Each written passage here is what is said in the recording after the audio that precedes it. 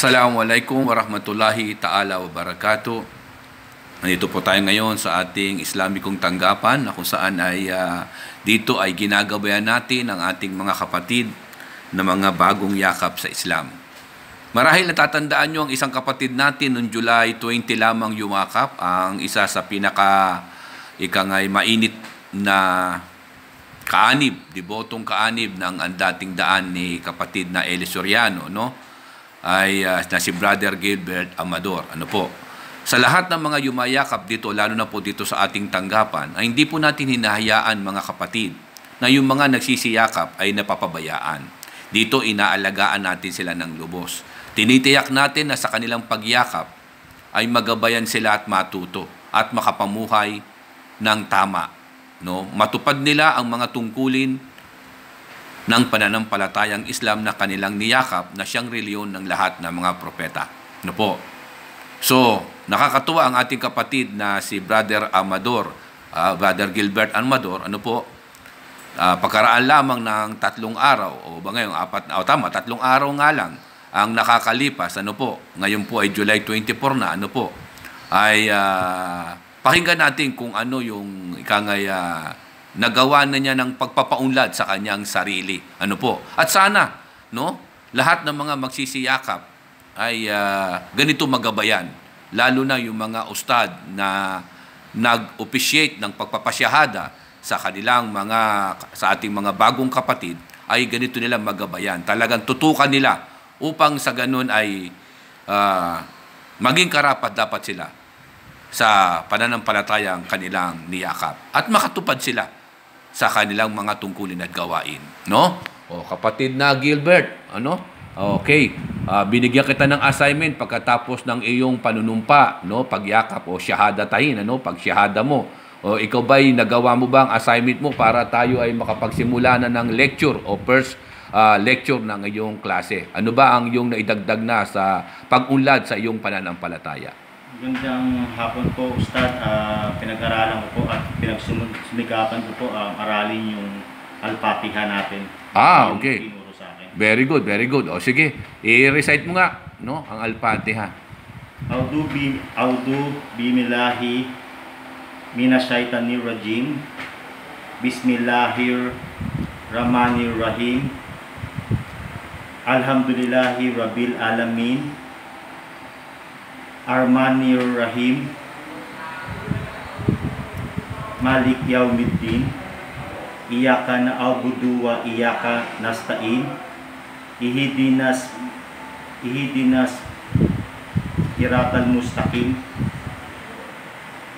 Siratal ladina am'amta alaihim, Gayril magdubi alaihim waladalin. Amin. Yun. O, yung Tagalog niyan, ay handa mo na ba rin ba yung Tagalog niyan na para hindi ka maging katulad ng parot na nagsasalita ka ng wikang Arabic, yan ang prayer, ano? Prayer natin yan, no? Kaya, na-memorya mo na rin ba?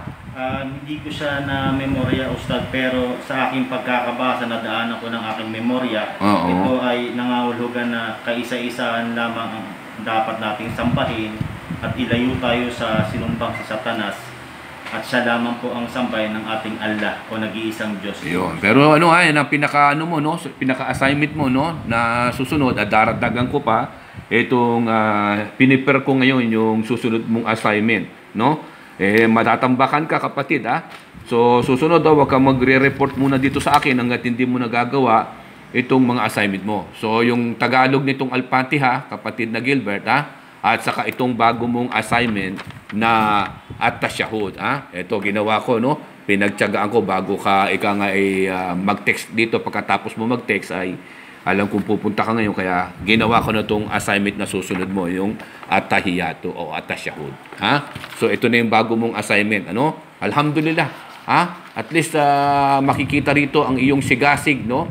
Na talagang sinseridad ng pagyakap mo sa Islam, no? Na talagang pagpapatunay na sa kabila ng ikaw ay mainit na kaanib ng dating daan at sa iyong pagsusuri nitong COVID na ito na kung saan ay naging daan ito, no?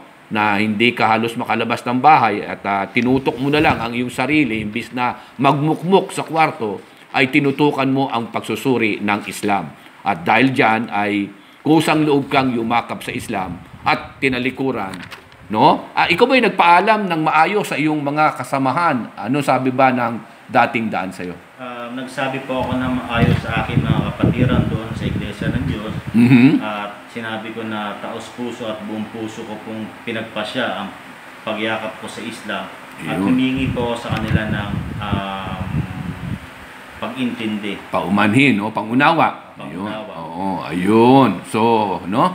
So nakakabigla naman kasi, no? Kasi una-una hindi ka naman nanlamig, no? Kasalukuyang kang masikap na kaanib ng ano yung pangalan? Iglesia ng Diyos, o tinatawag ngayong ang dating daan, ano? At bigla na lang tatalikod ka at diyakap mong biglaan ang Islam nang walang pasabi, no? Pero ngayon nagpasabi ka ngayon, kaya siyempre naman walang makapipigil na tahakin mo ang landas na matuwid. So next meeting yung Tagalog ng Al-Fatiha dapat i-recite mo sa akin plus itong Atasyahud, Arabic at saka yung Tagalog, no?